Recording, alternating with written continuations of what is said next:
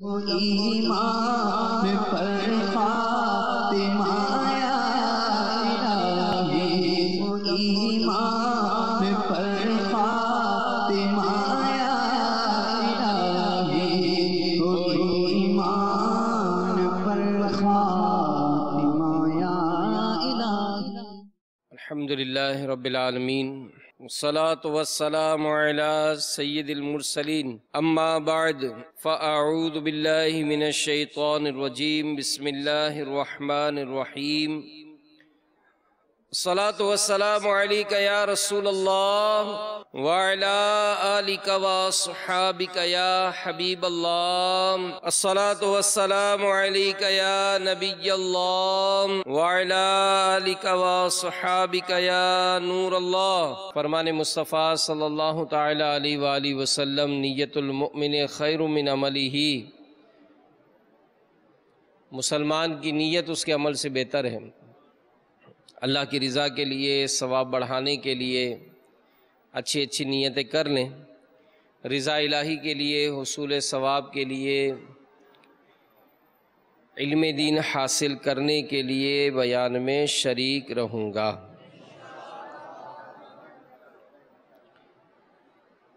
تعظیم علم دین کی خاطر دوزانوں بیٹھ کر کان لگا کر توجہ کے ساتھ بیان سنوں گا۔ حضرت سیدنا ابو درداء رضی اللہ تعالی عنہ سے مروی ہے کہ نور کے پیکر، تمام نبیوں کے سرور صلی اللہ تعالی علیہ وآلہ وسلم نے فرمایا کہ جمعہ کے دن مجھ پر درود پاک کی کثرت کیا کرو،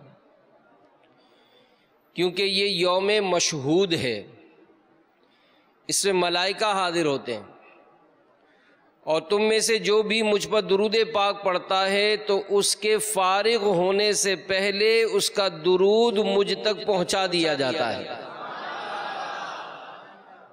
میں نے عرض کی، اور آپ کے وصال کے بعد فرمایا اللہ عز و جل نے زمین پر حرام فرما دیا کہ وہ انبیاء کرام علیہم السلام کے اجسام کو کھائے۔ بچیں بیکار باتوں سے، پڑھیں اے کاش کثرت سے، تیرے محبوب پر ہر دم درود پاک ہم مولا۔ صلو علی الحبیب صلی اللہ تعالی علی محمد وعلی آلہ وصحبہ وبارک وسلم۔ دعوت اسلامی کے اشاعتی ادارے مکتبۃ المدینہ کی مطبوعہ تفسیر قرآن، تفسیر صراط الجنان، اس کی 9 جلدیں آ چکی ہیں اور 27 پارے مکمل ہو چکے، اور امیر اہل سنت تاکید فرماتے ہیں کہ یہ تفسیر ہمارے گھر میں ہونی چاہیے تاکہ ہم پڑھیں کہ قرآن پاک میں رب تعالیٰ نے کیا احکامات ارشاد فرمائے ہیں۔ تو 9 جلدوں پر مشتمل یہ سیٹ جو مکتبۃ المدینہ سے حاصل کیا جا سکتا ہے۔ اس کی 4تھی جلد کے صفحہ 378 پر ہے کہ حضرت سیدنا یونس علیہ السلام کی قوم کے لوگ موصل کے علاقے نینوا میں رہتے تھے اور کفر و شرک میں مبتلا تھے۔ اللہ تعالیٰ نے سیدنا یونس علیہ نبینا وعلیہ الصلاۃ والسلام کو ان کی طرف بھیجا۔ آپ نے انہیں ایمان لانے کا حکم دیا، ان لوگوں نے انکار کیا اور سیدنا یونس علیہ السلام کی بات نہ مانی۔ آپ نے انہیں اللہ تعالیٰ کے حکم سے عذاب نازل ہونے کی خبر دی۔ ان لوگوں نے آپس میں کہا کہ حضرت سیدنا یونس علیہ السلام نے کبھی کوئی بات غلط نہیں کہی، دیکھو اگر وہ رات یہاں رہے جب تو کوئی اندیشہ نہیں، اور اگر انہوں نے رات یہاں نہ گزاری تو سمجھ لینا کہ عذاب آئے گا۔ جب رات ہوئی حضرت یونس علیہ السلام وہاں سے تشریف لے گئے، اور صبح کے وقت عذاب کے آثار نمودار ہوئے۔ آسمان پر سیاہ رنگ کا کالا ہیبت ناک بادل آیا، بہت سارا دھواں تمام شہر میں جمع ہو گیا۔ یہ دیکھ کر انہیں یقین ہو گیا کہ عذاب آنے والا ہے۔ اب اللہ کے نبی کی تلاش کرنے لگے، ان کو بھی نہ پایا۔ اب انہیں زیادہ اندیشہ ہوا تو وہ لوگ اپنی عورتوں، بچوں، جانوروں کے ساتھ جنگل میں نکل گئے، موٹے کپڑے پہن کر توبہ و اسلام کا اظہار کیا، شوہر بیوی سے اور ماں بچے سے جدا ہو گئے۔ سب نے بارگاہ الہی میں گریہ و زاری شروع کر دی، رونا شروع کیا۔ جو دین حضرت یونس علیہ السلام لائے ہم اس پر ایمان لاتے ہیں۔ چنانچہ انہوں نے سچی توبہ کی اور جو جرائم ان سے ہوئے تھے انہیں دور کیا، پرائے مال واپس کیے، حتیٰ کہ اگر دوسرے کا ایک پتھر کسی کی بنیاد میں لگ گیا تھا تو بنیاد اکھاڑ کر وہ پتھر نکال دیا اور واپس کر دیا۔ اللہ تعالیٰ نے اخلاص کے ساتھ ان کی دعائیں قبول کی، توبہ قبول کی۔ پروردگار عز و جل نے ان پر رحم فرمایا اور عذاب اٹھا دیا گیا۔ تو میرے میٹھے میٹھے پیارے پیارے اسلامی بھائیوں، مدنی چینل کے ناظرین، آپ نے ملاحظہ فرمایا کہ سیدنا یونس علیہ السلام کی قوم پر ان کے گناہوں کی کثرت، ان کی غفلت، سرکشی، اس کے سبب عذاب ہونے ہی والا تھا۔ ان کی سچی توبہ کام آ گئی، انہیں سچی توبہ کا یہ انعام ملا کہ عذاب اٹھا لیا گیا۔ تو اس حکایت میں ہمارے لیے کافی عبرت کے مدنی پھول ہیں کہ طرح طرح کے گناہوں کے سبب، نماز قضا کرنے کے سبب، والدین کی نافرمانی کرنے کے سبب، جھوٹ، غیبت، چغلی، نیز فلمیں، ڈرامے، گانے باجے، اور جن علاقوں میں سے آپ آئے ہیں، شرابیں، چرس، نہ جانے کیسے کیسے نشے، جوا، یعنی ان سب باتوں کو دیکھنے کے سبب تصور کریں کہ اگر رب تعالی ہم سے ناراض ہو گیا اور اس نے ہم سے نظر رحمت کو پھیر لیا تو ہمارا کیا بنے گا؟ تو وقت کب تک ہے؟ میں عید سے نماز پڑھوں گا، میں رمضان سے جناب وہ روزے رکھ لوں گا، اور جناب میں رمضان کا مہینہ آئے گا بس تلاوت شروع کر دوں گا، ابھی تو شادی نہیں ہوئی نا، بس شادی ہو جائے گی تو میں یہ نیک کام شروع کر دوں گا، میں حج پہ جاؤں گا تو جناب سنت رسول پر عمل کروں گا۔ یہ عموماً تاثر ہوتا ہے کہ جناب بس یہ میرا کام ہو جائے تو بس یہ کام میں نیکی کا شروع کر دوں گا۔ تو میرے میٹھے میٹھے پیارے پیارے اسلامی بھائیوں، جلدی جلدی توبہ کرنی چاہیے، انتظار نہیں کرنا چاہیے، اور دنیا کی عارضی لذتوں کی خاطر آخرت کی دائمی تکالیف اور مشقتوں کو دعوت دینے کے بجائے پکی پکی توبہ کر کے اللہ کے پاک اور پسندیدہ بندوں میں شامل ہو جانا چاہیے کہ انشاءاللہ عز و جل اس کی برکت سے دنیا اور آخرت سنور جائے گی۔ یا خدا میری مغفرت فرما، یا خدا میری مغفرت فرما، باغ فردوس مرحمت فرما، تو گناہوں کو کر معاف اللہ،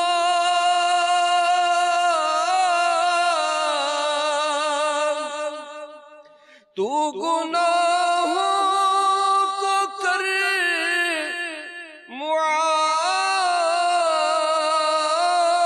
اللہ، میری مقبول مقبول معذرت فرما، میری مقبول معذرت فرما۔ اور یہ یاد رکھیے کہ توبہ جب کبھی ایسی بات ہوتی ہے تو ہمیں احساس ہو جاتا ہے نہیں کرنا چاہیے۔ طریقہ کیا ہوتا ہے؟ گال پہ ہاتھ مار لیتے ہیں، کان پکڑ لیتے ہیں، یا ناک یوں رگڑ لیتے ہیں، توبہ توبہ توبہ۔ یہ انداز کے علاوہ توبہ کی 3 شرائط کا پائے جانا بہت ضروری ہے۔ وہ شرط کیا ہے؟ کیونکہ اگر وہ شرط نہیں ہوگی تو توبہ کو سچی توبہ نہیں کہیں گے۔ پہلی شرط ہے ماضی پر ندامت، یعنی جو گناہ کیا اس پر شرمندگی۔ نماز قضا ہوئی، گلٹی محسوس کرے، شرمندہ ہو جائے۔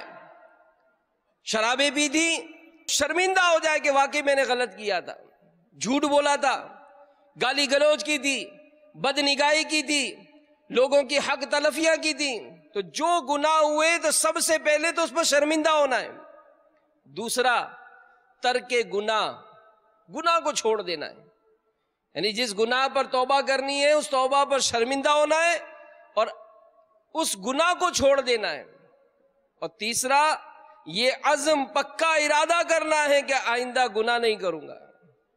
اعلیٰ حضرت امام اہل سنت مولانا شاہ امام احمد رضا خان علیہ رحمت الرحمن فرماتے ہیں کہ سچی توبہ کا یہ معنی ہے کہ گناہ پر اس لیے کہ وہ اس کے رب کی نافرمانی تھی، نادم و پریشان ہو کر فوراً چھوڑ دے اور آئندہ کبھی اس گناہ کے پاس نہ جانے کا سچے دل سے پورا عزم کرے، جو چارہ کار اس کی تلافی کا اپنے ہاتھ سے ہو بجا لائے۔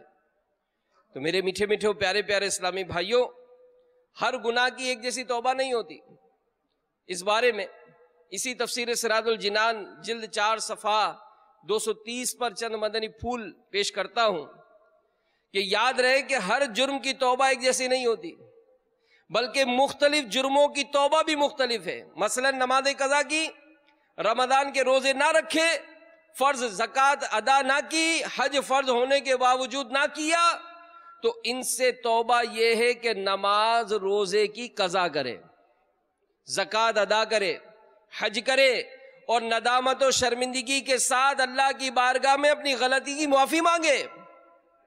اسی طرح کان، آنکھ، زبان، پیٹ، ہاتھ، پاؤں، شرمگاہ، دیگر اعضاء سے ایسے گناہ کیے ہوں جن کا تعلق اللہ کے حقوق کے ساتھ ہو، بندوں کے حقوق کے ساتھ نہ ہو، جیسے غیر محرم عورت کی طرف دیکھنا، جنابت کی حالت میں نہیں، غسل فرض ہونے کی حالت میں مسجد میں بیٹھنا، قرآن مجید کو بے وضو ہاتھ لگانا، شراب نوشی کرنا، گانے باجے سننا۔ ان سے توبہ یہ ہے کہ اللہ کی بارگاہ میں اپنے گناہوں کا اقرار کرتے ہوئے، ان گناہوں پر ندامت کا اظہار کرتے ہوئے اور آئندہ یہ گناہ نہ کرنے کا پختہ عزم کرتے ہوئے معافی طلب کرے، اور اس کے بعد کچھ نہ کچھ نیک اعمال کر لے، کیونکہ نیکیاں گناہوں کو مٹا دیتی ہیں۔ اور دوسری بات، بندوں کے جو حقوق ہوتے ہیں، کسی کا مال یعنی قرض لیا کسی سے، یعنی ایسے حقوق جن کا تعلق قرض کے ساتھ ہے، جیسے خریدی ہوئی چیز کی قیمت، مزدور کی اجرت، بیوی کا مہر۔ اس صورت میں توبہ کا طریقہ یہ ہے کہ ان حقوق کو ادا کرے یا صاحب حق سے معافی اختیار کرے۔ ہمارے یہاں بہت عام طور پر ہے کہ اگر سبزی لینے بھی جاتے ہیں تو سبزی لیتے لیتے کچھ نہ کچھ اٹھا کر کھاتے رہتے ہیں۔ کوئی چنے بیچ رہا ہو تو ایک مٹھی بھر کر آگے پیچھے ہو جاتے ہیں، کوئی فروٹ والا فروٹ بیچ رہا ہو تو ذرا سا اس نے آگے پیچھے نظر کی تو ہم بھی اٹھا کر چلتے بنے۔ سبزی خرید رہے اس نے پوری تول لی، بغیر اس کو دکھائے ہم نے بھی کچھ ڈال لیا۔ تو کئی ایسے معاملات ہوتے ہیں کہ جس میں مطلب وہ جیسا جس کا روپ رنگ، کوئی ایسا ذرا طاقتور قسم کا آدمی ہوتا ہے جس کا مطلب تھوڑا اثر رسوخ ہوتا ہے، جوان ہوتا ہے، اور بیچنے والا بوڑھا ہوتا ہے تو اس کو ستایا جاتا ہے۔ تو اے میرے میٹھے میٹھے وہ پیارے پیارے اسلامی بھائیوں، یاد رکھیے کہ وہ حقوق جن کا تعلق صرف ظلم کے ساتھ ہے، جیسے کسی کو مارا، گالی دی، غیبت کی اور اس کی خبر اس تک پہنچ گئی، اس صورت میں توبہ کا طریقہ یہ ہے کہ صرف صاحب حق سے معافی طلب کرے. یعنی یہ بھی آپس کی بیٹھکوں کا معاملہ ہے کہ اگر بیٹھک ہوتی ہے تو تیسرے کو کیسا اس کے متعلق باتیں کی جاتی. اگر کوئی چلنے میں لنگڑا پن ہے اس کو، او لنگڑے، او اندھے، اس طرح سے اس کے نام رکھے جاتے ہیں. کبھی کوئی ایسا معاملہ ہوتا ہے تو کسی کو دھکا دے دیا، کسی کو چاٹا مار دیا، کسی کو گھوسا مار دیا. تو آج دنیا میں تو کوئی کہنے والا بظاہر ہم کو نہیں ہے، لیکن قیامت کا معاملہ بڑا سخت ہوگا.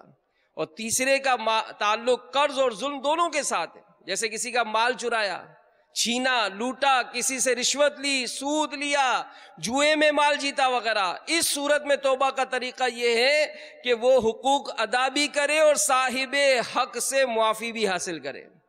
اگر توبہ کی شرائط جمع ہوں تو توبہ ضرور قبول ہوگی، کیونکہ یہ رب تعالیٰ کا وعدہ ہے اور اپنے وعدے کے خلاف کرنا یہ اللہ تعالیٰ کے شان کریمی کے لائق نہیں ہے. تو کر لے توبہ، رب کی رحمت ہے بڑی، قبر میں ورنہ سزا ہوگی کڑی. کہ ایک دن مرنا ہے، آخر موت ہے، کر لے جو کرنا ہے، آخر موت ہے، مرنا ہے. تو اگر بغیر توبہ کیے مر گئے، حقوق ادا کیے بغیر مر گئے، بنے گا کیا ہمارا؟ تو میرے میٹھے میٹھے پیارے پیارے اسلامی بھائیوں، اللہ تبارک و تعالیٰ کی رحمتیں بے حد و بے حساب ہیں. ہمیں چاہیے کہ جب بھی گناہ سرزد ہو جائے اللہ کی بارگاہ میں فوراً توبہ کر لیں. اگر بتقاضۂ بشریت پھر گناہ کر بیٹھیں، پھر توبہ کر لیں، پھر خطا ہو جائے پھر توبہ کر لیں، چاہے لاکھ بار بھٹک جائیں مگر پھر بھی اپنے رب کے دامن کرم سے لپٹ جائیں. ہرگز ہرگز مایوس نہ ہوں کہ یقیناً جو اللہ کی بارگاہ میں سچی توبہ کر لیتے ہیں اللہ ان سے بہت خوش ہوتا ہے، ان پر اپنا خصوصی فضل و کرم نازل فرماتا ہے. قرآن کریم میں جا بجا رب کریم عز و جل اپنے گناہگار بندوں کو توبہ کی ترغیب دلا رہا ہے. پارہ 6 سورۃ المائدہ آیت نمبر 39 میں ارشاد باری تعالی ہے، فَمَن تَابَ مِن بَعْدِ ظُلْمِهِ وَأَصْلَحَ فَإِنَّ اللَّهَ يَتُوبُ عَلَيْهِ إِنَّ اللَّهَ غَفُورٌ رَحِيمٌ. تو جو اپنے ظلم کے بعد توبہ کرے اور سنور جائے تو اللہ اپنی مہر یعنی مہربانی سے اس پر رجوع فرمائے گا، بے شک اللہ بخشنے والا مہربان ہے. تو دعوت اسلامی کے اشاعتی ادارے مکتبۃ المدینہ کی مطبوعہ تفسیر صراط الجنان میں اس آیت مبارک کے تحت لکھا ہے کہ توبہ یہ نہایت نفیس شے ہے. کتنا ہی بڑا گناہ ہو اگر اس سے توبہ کر لی جائے اللہ تعالیٰ اپنا حق معاف کر دیتا ہے اور توبہ کرنے والے کو عذاب آخرت سے نجات عطا فرما دیتا ہے. تو ہم توبہ کرتے پھر مطلب نفس و شیطان کی شرارتیں غالب ہو جاتی ہیں. تو اپنی بے کسی بے بسی کو پیش نظر رکھتے ہوئے رب تعالیٰ کی بارگاہ میں دعا کر لیں. بڑی کوششیں کی گناہ چھوڑنے کی، بڑی کوششیں کی گناہ چھوڑنے کی، رہے آہ ناکام ہم یا الہی، رہے آہ ناکام ہم یا الہی، مجھے سچی توبہ کی توفیق دے دے، مجھے سچی توبہ کی توفیق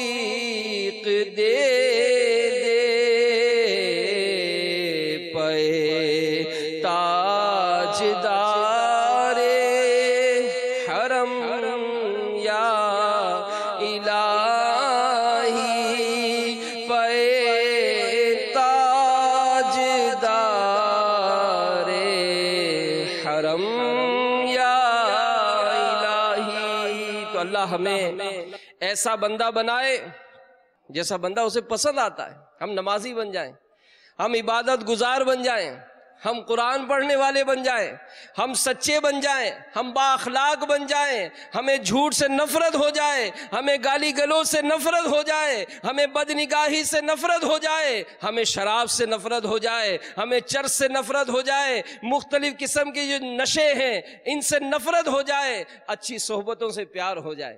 ہم ایسے بندے بن جائیں جیسے بندہ رب تعالیٰ کو پسند آتا ہے. تو میرے میٹھے میٹھے پیارے پیارے اسلامی بھائیو, توبہ, سچی توبہ کر لیں. کہ معلوم ہوا کہ توبہ کرنا بہت ہی بہترین اور پسندیدہ کام ہے. ایک اور مقام پر قرآن پاک میں رب تعالیٰ نے توبہ کی ترغیب دلائی, اس کی فضیلت بیان فرمائی. چنانچہ ارشاد ہوتا ہے, یا ایھا الذین آمنوا توبوا الی اللہ توبۃ نصوحا, اے ایمان والو اللہ کی طرف ایسی توبہ کرو جو آگے کو نصیحت ہو جائے. اس آیت مبارکہ میں وارد لفظ نصوح کا معنی اللہ عز و جل کے لیے ایسا خالص ہونا ہے کہ کسی قسم کی ملاوٹ نہ ہو. خلیفہ ثانی امیر المومنین فاروق اعظم رضی اللہ تعالی عنہ سے جب توبۃ نصوحا کے بارے میں پوچھا گیا تو آپ رضی اللہ تعالی عنہ نے ارشاد فرمایا, اس سے مراد یہ ہے کہ کوئی شخص اپنے کسی برے عمل سے ایسی توبہ کرے کہ پھر کبھی اس گناہ میں نہ پڑے. اللہ نصیب کرے, اور اللہ ہمیں پکی سچی توبہ نصیب کرے کہ واقعی ہم تو ایسے بیکار قسم کے لوگ ہیں کہ توبہ کرتے ہیں پھر پھسل جاتے ہیں. میں کر کے توبہ پلٹ کر پھر گناہ کرتا ہوں, حقیقی توبہ کا کر دے شرف عطا یا رب. اللہ ہمیں پکی سچی توبہ نصیب فرمائے کہ توبہ کی بڑی برکتیں ہیں. اور اللہ تبارک و تعالی کی عظمتوں اور رحمتوں کا تو کیا ہی بیان ہو کہ توبہ کا بڑا زبردست انعام ہے.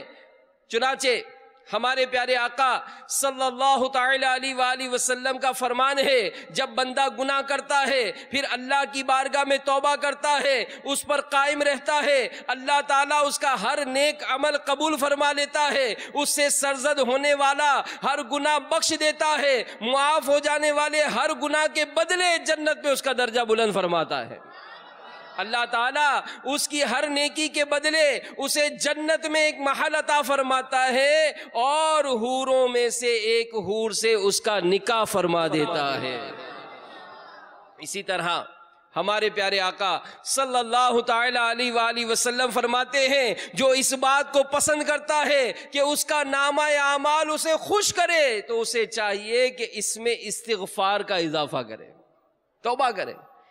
اے اللہ میرے گناہوں کو معاف فرما دے, میری خطاؤں کو بخش دے, میری معذرت قبول فرما. ایک اور حدیث پاک میں ہے, التائب من الذنب کمن لا ذنب لا, یعنی گناہ سے توبہ کرنے والا ایسا ہے جیسا کہ اس نے گناہ کیا ہی نہیں. اور یہ نفس و شیطان یہ تو شرارت کرتے ہی ہیں, ہمیں گناہوں میں مبتلا کرتے ہی ہیں. ایک حدیث پاک میں ہے, جب ابلیس نے شیطان نے کہا, اے اللہ مجھے تیری عزت کی قسم میں تیرے بندوں کو اس وقت تک بہکاتا رہوں گا جب تک ان کی روحیں ان کے جسم میں رہیں گی. تو اللہ تبارک و تعالیٰ نے ارشاد فرمایا, مجھے اپنی عزت و جلال کی قسم, جب تک وہ مجھ سے بخشش مانگتے رہیں گے میں ان کی مغفرت کرتا رہوں گا. سبحان اللہ, رب کی رحمت کتنی بڑی ہے. آئے تو صحیح, نیکی کی طرف آئے تو صحیح, اپنی زندگی کا کوئی مقصد جانے تو صحیح. کیا ہم مطلب نمازیں پڑھنی ہیں اور پھر اپنے علاقوں کی مسجدوں کو آباد کرنا ہے؟ چھوٹے چھوٹے بچے شرابیں پی رہے ہیں, برائیوں کے کام بالکل سر عام ہو رہے ہیں, سود کا لین دین ہو رہا ہے, بے حیائی کے معاملات بڑھتے جا رہے ہیں, اور ہم کوئی نوٹس نہ لیں, ہم اس کے لیے کوئی کوشش نہ کریں.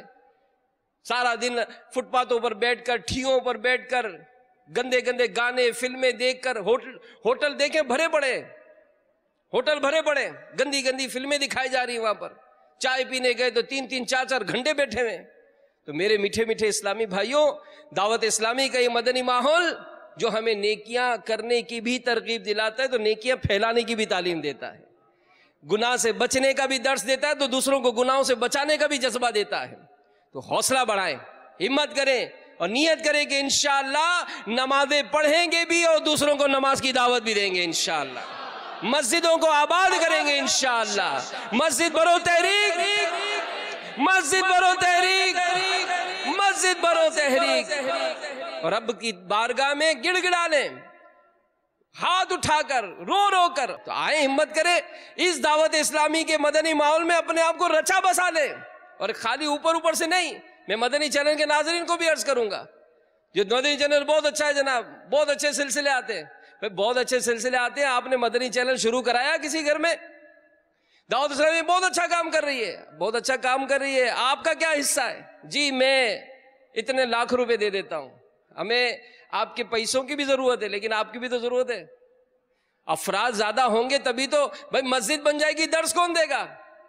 ہمیں دینا ہے. اپنی مارکیٹوں میں فیضان سنت کا درس کون شروع کرے گا؟ ہمیں شروع کرنا ہے. جہاں لوگ جمع ہوں تو ان کو جمع کر کے نیکی کی دعوت کس کو دینی ہے؟ ہمیں دینی ہے. کھیل کود میں جو مصروف ہے, اذان ہو گئی, ان کو مسجد کی طرف کون لے کر جائے گا؟ ہم لے کر جائیں گے. اتنے ڈگریاں حاصل کر لی, قرآن پڑھنا نہیں سیکھا, ان کو کون پڑھنا سکھائے گا؟ انشاءاللہ ہم سکھائیں گے. ہم درست قرآن پڑھنا سیکھیں گے, دوسروں کو سکھائیں گے. تبدیلی اسی طرح آتی ہے. معاشرے میں نیکی کا کام بڑھانا ہے, سنتوں کا پیغام عام کرنا ہے. جو مسلمان نیکی کے راستے سے دور ہیں, انہیں نیکی کی دعوت پہنچا کر, امر بالمعروف و نہی عن المنکر کر کے ان کو مسجدوں کی طرف لانا ہے. اللہ تعالیٰ ہمیں قبول فرما لے. اللہ کسی کا محتاج نہیں ہے, کسی کا محتاج نہیں ہے. ہم کام کریں گے تو ہی ہوگا, نہیں. اللہ جس سے چاہے کام لے لے. لیکن ہم دعا کرتے کہ یا اللہ اس نیکی کی دعوت کو عام کرنے کے کام میں ہمیں قبول فرما. ہم قبول ہو جائیں, ہمارے بچے قبول ہو جائیں, ہمارے گھر بار قبول ہو جائے.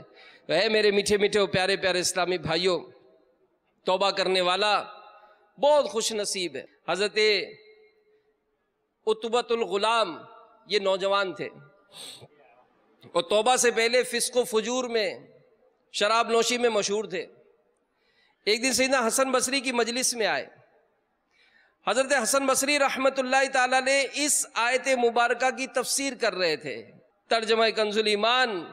کیا ایمان والوں کو ابھی وہ وقت نہ آیا کہ ان کے دل جھک جائیں اللہ کی یاد کے لیے؟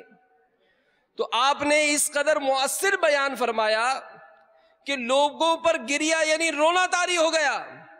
ایک نوجوان کھڑا ہوا, کہنے لگا یا سیدی, کیا اللہ عز و جل مجھ جیسے فاسق و فاجر کی توبہ قبول کرے گا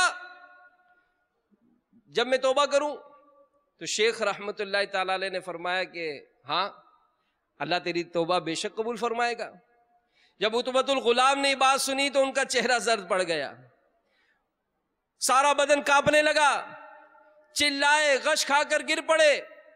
جب انہیں ہوش آیا, حسن بصری رحمت اللہ تعالی علیہ اس کے قریب آئے, یہ اشعار پڑھے جن کا ترجمہ یہ ہے, اے رب العرش کی نافرمانی کرنے والے نوجوان, کیا تو جانتا ہے کہ گناہگاروں کی سزا کیا ہے؟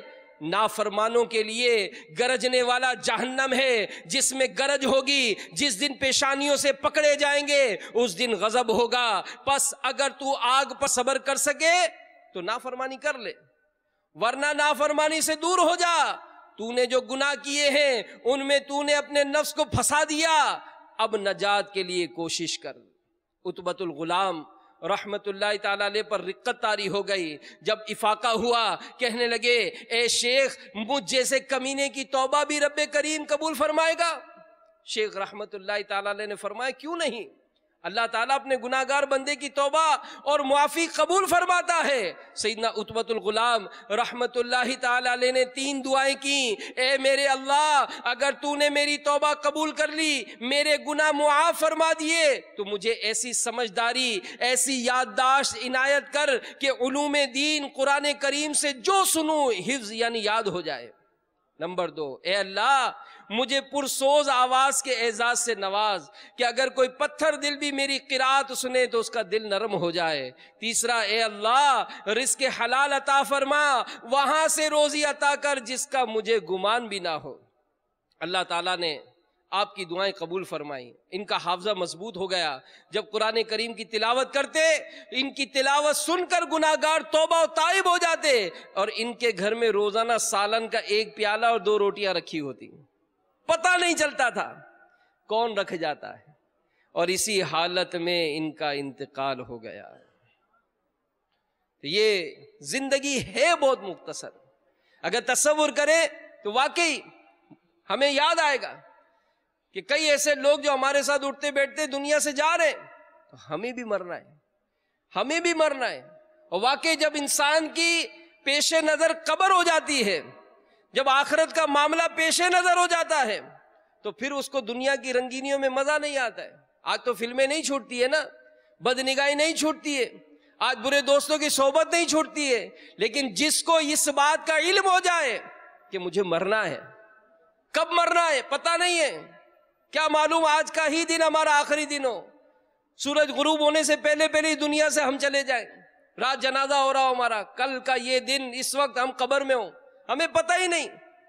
تو جب یہ پیش نظر ہوتا ہے نا، تو پھر دنیا کی محبت کم ہو جاتی ہے، آخرت کی معاملہ پیش نظر ہو جاتا ہے، پھر نیکی کی طرف، عبادت کی طرف دل لگتا ہے۔ ورنہ آج تو کوئی کتنا ہی کہے ہمارے قدم نمازوں کی طرف بڑھتے نہیں ہیں، ہمیں نماز سیکھنے کا شوق ہی نہیں بڑھتا ہے، ہمیں احساس ہی نہیں ہوتا ہے کہ یار میں اتنا بڑا ہو گیا، مجھے نماز پڑھنا نہیں آتی، مجھے 6 کلمے یاد نہیں، مجھے دیکھ کر بھی قرآن پڑھنا نہیں آتا، میں کیسا مسلمان ہوں، مجھے شریعت کی باتیں نہیں پتہ ہے۔ تو ہمت کریں، حوصلہ کریں، اپنے آپ کو دعوت اسلامی کے مدنی ماحول سے ایسا وابستہ کریں کہ پھر دعوت اسلامی کے مدنی کام کرنے کا شوق نصیب ہو جائے، نمازیں پڑھنے، دوسروں کو پڑھانے کا شوق نصیب ہو جائے۔ تو میرے میٹھے میٹھے پیارے پیارے اسلامی بھائیوں، واقعی یہ زندگی بے حد مختصر ہے، اور موت آتی ہے تو بڑے بڑے پہلوان چلے جاتے ہیں، خوبصورت نوجوان چلے جاتے ہیں، تو ہمیں بھی اپنی موت کو پیش نظر رکھتے ہوئے نیکی کے کاموں میں مصروف ہو جانا چاہیے۔ دعوت اسلامی کے مدنی ماحول میں الحمدللہ ایسی بے شمار مدنی بہار ہیں۔ منڈی بہاؤالدین یہ پنجاب کا ایک شہر ہے۔ ایک اسلامی بھائی کے بیان کا خلاصہ ہے کہ دعوت اسلامی کا مدنی رنگ چڑھنے سے قبل فیشن کی ہلاکت خیز وادیوں میں بھٹک رہا تھا، عجیب و غریب تراش خراش والے کپڑے پہنتا تھا، ہمہ وقت دل و دماغ پر فیشن کا بھوت سوار تھا، الغرض یاد الہی سے یکسر غافل، دنیا کی رنگینیوں میں شاغل، زندگی کے قیمتی لمحات برباد کر رہا تھا۔ اسی میں ہی دعوت اسلامی کے اسلامی بھائیوں کی انفرادی کوشش کام آ گئی، اور اس طرح سے وہ کوششیں کرتے رہے، تو ایک وقت آتا ہے کہ اعتکاف کی تیاریاں ہو جاتی ہیں۔ تو اسلامی میں نے اس نوجوان پر کوشش کی تو الحمدللہ وہ اعتکاف کی سعادت مل گئی۔ اب جو نیک لوگوں کی صحبت ہوتی ہے نا، اسی میں ہی دل مائل ہوتا ہے عبادت کی طرف، کہ بندہ سوچتا ہے کہ یار میں تو ایک وقت کی نماز نہیں پڑھتا تھا، یہ کیسے نیک لوگ ہیں کہ جن کے صدقے مجھے تہجد کی سعادت بھی نصیب ہو رہی ہے۔ میں تو جناب جمعہ کی نماز نہیں پڑھتا تھا، یہ تو دیکھو یار نوافل پڑھا رہے ہیں مجھے، کیسا شوق ہے، کیسے مدنی ماحول ہے۔ تو ان کا دل بھی مائل ہوا، اپنے گناہوں سے سچی توبہ کی، امیر اہل سنت سے بیعت کا شرف حاصل کیا، دعوت اسلامی کے سنتوں بھرے مدنی ماحول سے وابستہ ہو گئے، اور آج الحمدللہ داڑھی شریف بھی ہے، امامہ شریف بھی ہے، اور دعوت اسلامی کے مدنی کاموں میں مصروف ہیں۔ تو اللہ تعالیٰ ہمیں بھی پکی سچی توبہ نصیب فرمائے، اور نیکی کے کاموں میں ہمارا دل لگ جائے۔ تو میرے میٹھے میٹھے پیارے پیارے اسلامی بھائیوں، اگر چاہتے ہیں کہ نیکی کے کاموں میں دل لگے تو اس کے لیے صحبت یہ بہت ضروری ہوگی۔ ایسا نہیں ہوگا کہ جناب 3 دن تو یہاں رہے اور چوتھا دن پھر اپنے وہی معاملات، ایسا نہیں۔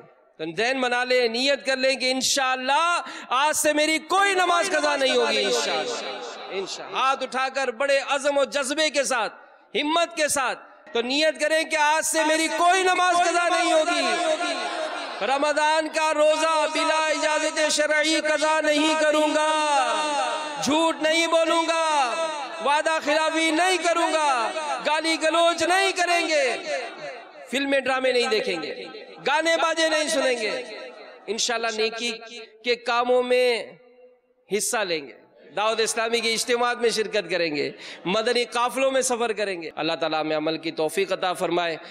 ایمان پر خاتمہ یا الہی کوئی